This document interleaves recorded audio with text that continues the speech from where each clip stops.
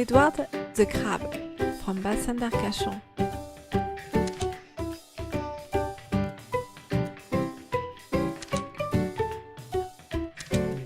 Once upon a time, there was a crab called Edward. Edward loved the idea of going to school, even thought he had never actually set a foot inside a school, nor a pincer, for that matter, but he wanted to be part of a class. As a young crab, Edward had heard the children on the beach talking time and time again about how wonderful it was to go to school. There was only one thing for it. Edward had to go to school. Unfortunately for Edward, there was no school for crabs in his town. In fact, the other animals all told him that there was no such a thing, and that there never would be. And yet, deep down in his heart, he wanted to go to school more than anything else in the world. So one fine morning, he marched right out of the waters of the Bassin d'Arcachon and into the nearest school. It was a long walk with plenty of obstacles along the way, but eventually he found the school and settled in.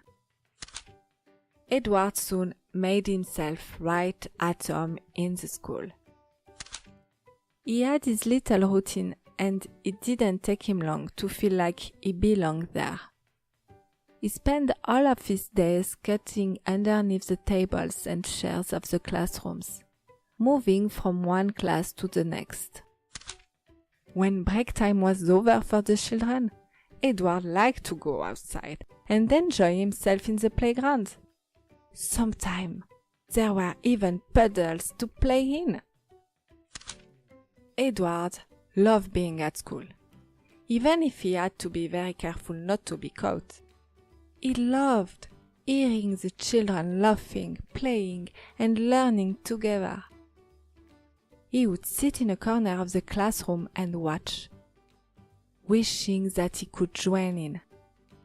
Edward was very happy living in the school, but what he really wanted was to become a pupil too. One day, he was hiding in one of his favorite spots, behind a box at the back of the classroom. The children were painting colorful pictures to decorate the school, when suddenly somebody dropped a paintbrush and it rolled right into Edward's hiding place. He even got splashed with the paint. Edward panicked. He didn't know what else to do, so he curled up into his shell. A girl came over to pick up the paintbrush and spot Edward hiding there. "What's this?" she wondered. "Come and see," she shouted to the rest of the class. The children all came running over, eager to see what was going on. With paint splash all over him, Edward didn't look much like a crab. "That's so weird. I've never seen anything like it," said one boy. "Maybe it's dangerous," said another. But the teacher could see that Edward was a crab, and she tried to pick him up. Just then Edward scuttled away as fast as he could, and the whole class burst out laughing. He looked very funny with pink spots all over him. But Edward was terrified. All of the children were looking at him and laughing. He had never known anything like it. Usually nobody noticed that Edward was there. But even though it was frightening, there was something terribly exciting about being the center of attention for once.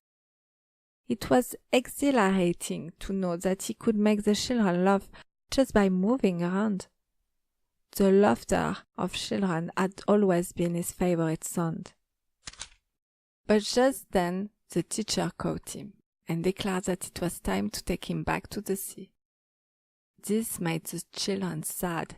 They begged the teacher to let Edward stay. Eventually, she agreed to let him stay until the end of the school year. Then they would all go and put Edward back in the water together. So Edward stayed in school. They even get him a little sand pit and pond to splash about in. Edward was everybody's favorite. All of the children loved him and wanted to sit next to him in class. He also made himself useful, helping out the children by holding pens and cutting up paper. Edward's dream had come true. He was part of the class just like he had always wanted.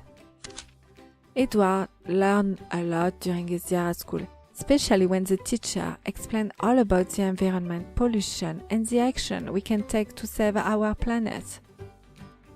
Edward soon realized that he needed to share this information with his crab friends, teaching them all about the danger of plastic, petrol in the ocean, and how to avoid them. Soon enough, it was the last day of the school year, and all of the children accompanied Edward down to the water's edge. They were sad to say goodbye, but everybody agreed that it was the right thing to do. The memories they had made together would last forever. Edward realized that it was time for him to share all of the things he has been lucky enough to learn in school. So he decided to create his own underwater school for crabs. He taught the other crabs all about the dangers of pollution, how to avoid it, and how to look after the environment.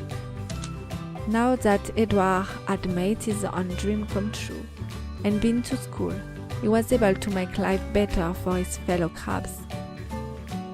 Hopefully, with a little help from Edward, our beaches will still be full of crabs for years to come. They can splash about it in the rock pools, warm themselves in the sun, and listen to the children talk about how much fun they have at school. The end.